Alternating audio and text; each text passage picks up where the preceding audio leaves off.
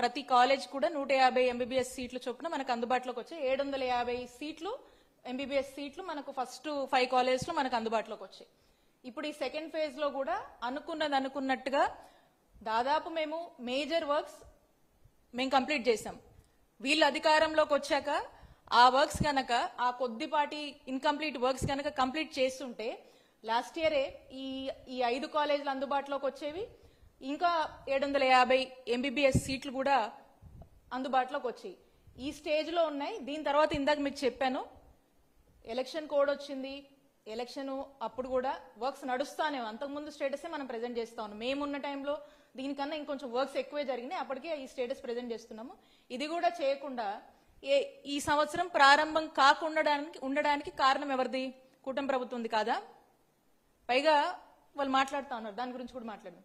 మార్కాపురం చూడండి ఏ స్టేజ్ లో ఉందో, ఎంత చక్కగా ఈ నిర్మాణం అనేది అవుతా ఉందో. ఉన్నటువంటి ప్లాన్ ప్రకారంగా బార్ ఫూటింగ్ బేసిస్ లో కట్టేందుకు అన్ని చర్యలు తీసుకొని అనేక మందిని మనం ఇన్వాల్వ్ చేసి చాలా ఫాస్ట్ గా అనుకున్నటువంటి డెడ్ లైన్ టార్గెట్ మేరకు మనం రీచ్ అవ్వాలని పనులు పూర్తి చేస్తూ ఉంటే దీని మీద కూడా అపహాస్యం చేసి మాట్లాడుతున్నారు. నెక్స్ట్ ఇది మదనపల్లి చూడండి ఏ స్టేజ్ లో ఉన్నాయో. ఈ బిల్డింగ్స్ అన్ని చక్కగా కన్స్ట్రక్ట్ అవుతా ఉన్నాయి. చక్కటి కన్స్ట్రక్షన్ స్టేజ్ లో ఉన్నటువంటి ఈ కాలేజ్ బిల్డింగ్స్ ని, ఈ హాస్పిటల్ బిల్డింగ్స్ ని అన్ని కూడా ఏదేదో మాట్లాడుతూ ఉన్నారు. నెక్స్ట్ పిడుగురాళ్ళ చూడండి, హాస్పిటల్ కూడా ఓపెన్ అయిపోయింది పిడుగురాళ్ళ అయితే, మా పల్నాడు జిల్లా.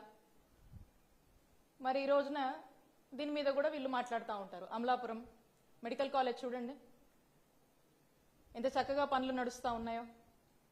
ఇది మనము థర్డ్ ఫేజ్ లో అనుకున్నటువంటి కాలేజ్. బాపట్ల కూడా. అయితే ఆశ్చర్యం ఏంటంటే రీసెంట్ టైమ్స్ లో కొందరు మాట్లాడుతూ ఉన్నారు, ఈ థర్డ్ ఫేజ్ లో ఉన్నటువంటి కాలేజ్ సెకండ్ ఫేజే దాదాపుగా మేజర్ వర్క్స్ జగనన్న ప్రభుత్వంలోనే మనం కంప్లీట్ చేశాం. ఇన్కంప్లీట్ వర్క్స్ కనుక వాళ్ళు కొద్దిగా అటెన్షన్ పే చేసి కొద్దిగా చిత్తశుద్ధితో పని చేస్తుంటే డెఫినెట్ గా లాస్ట్ ఇయర్ అందుబాటులోకి వచ్చేవి. ఇయర్ మనం మాట్లాడుతూ ఉన్నాము ఈ థర్డ్ ఫేజ్ లో ఉన్నటువంటి కాలేజెస్.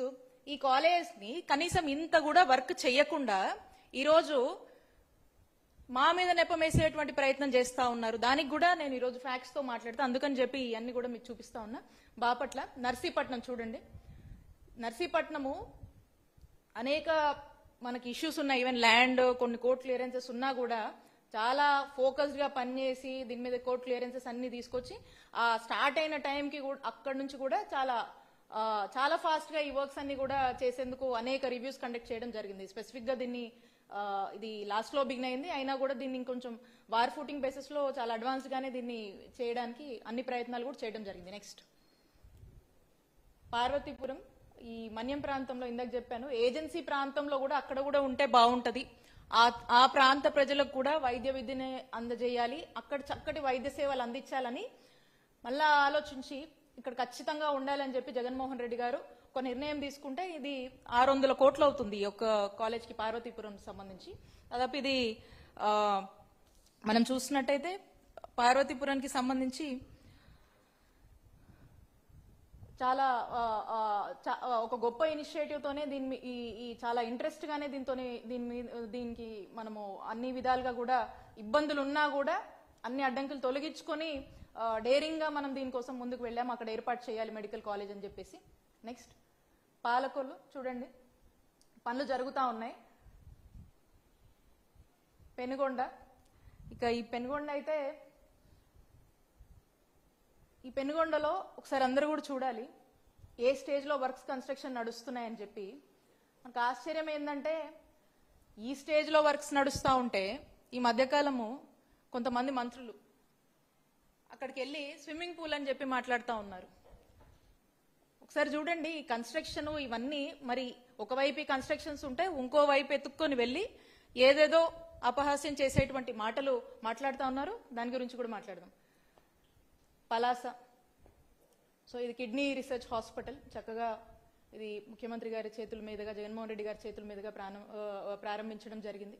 ఎంతో మంది కిడ్నీ పేషెంట్స్ అక్కడ ఆ ప్రాంతంలో ఉన్నటువంటి సమస్యగా అక్కడ ఉన్నటువంటి నీడ్గా, ఒక హై నీడ్గా దీన్ని భావించి ఎంతో మంది ప్రాణాలు కాపాడడానికి మనం ఇది ప్లాన్ చేసుకోవడం జరిగింది. అయితే ఓవరాల్గా మనము ఈ ఇంకా అనేక హాస్పిటల్స్, అనేక క్యాన్సర్కి సంబంధించి కావచ్చు, మెంటల్ కేర్కి సంబంధించి కావచ్చు, అనేక నిర్మాణాలు, అనేక హాస్పిటల్స్ని మనము తీసుకురావడం జరిగింది. అయితే when I restrict to the subject of medical colleges, ఇది మనం చూస్తూ ఉంటే ఇక్కడ ఒక వాస్తవాన్ని మీ ద్వారా రాష్ట్ర ప్రజలకి, స్పెషల్లీ కూటమి ప్రభుత్వంలోని వారికి ఇది తెలియజేయాలనుకుంటా ఉన్నాను. ఒకసారి అది ఎస్సీ గారి లెటర్ ఒకసారి ఇది ఒకసారి చూస్తే, ఈ లెటరు కూటమి ప్రభుత్వం అధికారంలోకి వచ్చిన ఎంబటే అన్నమాట. ఈ లెటర్ ఏంటంటే, ఈ ఎస్సీ ఈ యొక్క ఇన్స్ట్రక్షన్స్ పాస్ చేస్తారు. ఇది ఎప్పుడంటే 3rd సెప్టెంబర్ 2024న ఈ యొక్క మెమో ఇస్తారు, ఒక ఆర్డర్ ఇస్తారు. ఇది ఆల్రెడీ దీని ఇన్స్ట్రక్షన్స్ ఎప్పుడు పాస్ అయినాయి అంటే 30th ఆగస్ట్ 2024, ఆగస్ట్. అంటే వీళ్ళు అధికారంలోకి వచ్చిన వెంటనే ఆల్రెడీ ఒక ఆలోచనతో ఉన్నారు. ఏమనంటే, ఈ 3rd ఫేజ్ కి సంబంధించినటువంటి కాలేజెస్ ఏవైతే ఉన్నాయో, ఆ రోజున జగన్మోహన్ రెడ్డి గారు 3rd ఫేజ్ కి సంబంధించి మేమున్నప్పుడు ఏదైతే పనులు మేము ఒక స్టేజ్ దాకా తీసుకొచ్చామో ఆ పనులన్నీ ఎక్కడికక్కడ ఆపేయండి, ఆ పనులేవి కూడా ముందుకు వెళ్ళడానికి వీల్లేదు అని చెప్తూ ఈ యొక్క లెటర్ ని 3rd సెప్టెంబర్ 2024 అఫీషియల్ గా ఈ ఆర్డర్ ని వాళ్ళు సర్క్యులేట్ చేసుకుంటున్నారు. జస్ట్ నేను ఒక ప్రూఫ్ మీకు తీసుకొచ్చాను. ఇలా 3rd ఫేజ్ కి సంబంధించినటువంటి ఆల్మోస్ట్ ఆల్ కాలేజెస్ కూడా ఈ ఎస్సీ నుంచి లెటర్స్ వాళ్ళు పెట్టేశారు. So what is this mention అంటే, ఇక్కడ చూస్తే కింద the immediate attention of the executive engineers reference to MC divisions Adoni and Penugonda ఇది ఒక రిఫరెన్స్ లెటర్ తీసుకొచ్చాను. ఆల్ కాలేజెస్ కి ఇలాంటి లెటర్ ఒకటి, ఆర్డర్ ఒకటి సర్క్యులేట్ చేశారు.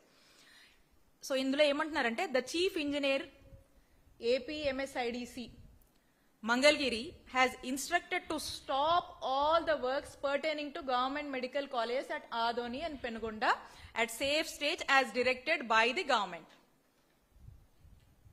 Again in the second para, therefore, the executive engineers concerned are hereby instructed to stop all the works in medical college premises immediately without proceeding for further works.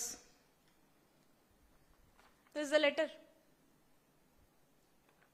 Media kuda istamo, maatladina whatever the material, media kuda istamo, కూటమి ప్రభుత్వం వాళ్ళకు కూడా అడిగితే వాళ్ళకు కూడా ఇస్తాము.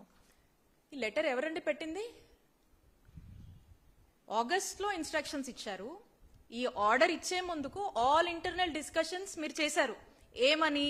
3rd phase సంబంధించినటువంటి, అసలు మెడికల్ కాలేజ్ సంబంధించినటువంటి పనులే ముందుకు వెళ్ళొద్దని. ఇంత ఎఫర్ట్ పెట్టున్నా 2nd ఫేజ్ లో ప్రారంభం అవ్వాల్సినటువంటి మెడికల్ కాలేజ్ కొంచెం ఎఫర్ట్స్ పెట్టున్నా డెఫినెట్ గా ఆ 2nd ఫేజ్ ఉన్నటువంటి 5 కాలేజీలు ఈ రోజున అందుబాటులోకి వచ్చేవి. వాటి మీద ఎఫర్ట్స్ పెట్టలేదు, వాటి మీద చిత్తశుద్ధి లేదు. అండ్ 3rd ఫేజ్ కి సంబంధించి ఒక గొప్ప ఆశయంతో జగన్మోహన్ రెడ్డి గారు ఏదైతే ఒక ఆలోచన చేసి అడుగులు ముందుకు వేశారో దాన్ని నీరుగారుస్తూ మీరే ఈ యొక్క ఆర్డర్ సర్క్యులేట్ చేసి ఏం మాట్లాడుతున్నారండి? ఈ మధ్యకాలంలో నేను చూస్తా ఉన్నాను, అసలు ప్రజలకు నాణ్యమైనటువంటి వైద్యాన్ని దూరం చేస్తూ, విద్యని ఈరోజు అమ్మేసుకుంటూ, విద్య అభ్యసించాలనుకున్నటువంటి చిన్నారులటువంటి ఆ స్టూడెంట్స్ ఆశల్ని ఈరోజు సన్నగిలుస్తూ ఏం మాట్లాడుతున్నారు? ప్రైవేటైజేషన్ అనేటువంటి పేరుతో పీపీపీ అని చెప్పేసి ఒక ఆలోచన చేసి దానికి ఒక ముసుగు వేసేసి ఈ రోజున ఎవరో ప్రైవేట్ వాళ్లకు, మీకు సంబంధించినటువంటి వ్యక్తులకు ఇది కట్టబెట్టాలని చేస్తున్నటువంటి ప్రయత్నం ఇచ్చేస్తూ మీరు ఈ నిర్ణయానికి వచ్చి, ఈ నిర్ణయం ఆల్రెడీ మీరు ఆ నిర్ణయంలో ఉన్నారు కాబట్టి ఈ మెడికల్ కాలేజ్ అన్ని కమెన్స్ అయితే, ఈ మెడికల్ కాలేజ్ అన్ని అనుకున్నట్టుగానే ఓపెన్ అయితే ఇవన్నీ కూడా ఈ క్రెడిట్ అంతా జగన్మోహన్ రెడ్డి గారికి దక్కుతుంది. దీనివల్ల కూటమి ప్రభుత్వానికి ఎంత కూడా ఆ గుర్తింపు ఉండదు కాబట్టి ఈ పేరు జగన్మోహన్ రెడ్డి గారికి వస్తుంది కాబట్టి ఇది ప్రజల్లోంచి ఈ పేరుని చెరిపేయాలి. అందుకని ఈ మెడికల్ కాలేజ్ ని గవర్నమెంట్ రంగంలోనే వీటిని ముందుకు తీసుకువెళ్ళొద్దు, ప్రజల ఆరోగ్యం గాలికి వదిలేద్దాం అనేసి మీరు ఈ జోరు చేసినటువంటి పని ఏంటి? ఇలా ఈ లెటర్ పెట్టి ఇక దీనివల్ల ప్రజల్లో వ్యతిరేకత వస్తుంది. పెద్ద ఎత్తున రాష్ట్ర ప్రజల్లో ఆందోళన నెలకొంది. విపరీతమైనటువంటి ఆందోళన డాక్టర్ విద్య అభ్యసించాలనేటువంటి ప్రజల్లో, పేద ప్రజల్లో నెలకొంది, పేద విద్యార్థుల్లో నెలకొంది. ఇక ఇది మనకు అందని ద్రాక్షేనా? ఇంత ఖరీదైనటువంటి విద్యని మనం అభ్యసించగలుగుతామా అని చెప్పేటువంటి ఒక బాధలో ఈరోజు రాష్ట్ర ప్రజలుంటే ఆ బాధ అర్థం చేసుకొని ఈరోజు వైఎస్ఆర్ కాంగ్రెస్ పార్టీ కూటమి ప్రభుత్వాన్ని, చంద్రబాబు నాయుడు గారిని ఈ డెసిషన్ తప్పు అని ప్రజల పక్షాన పోరాడుతూ ప్రశ్నిస్తూ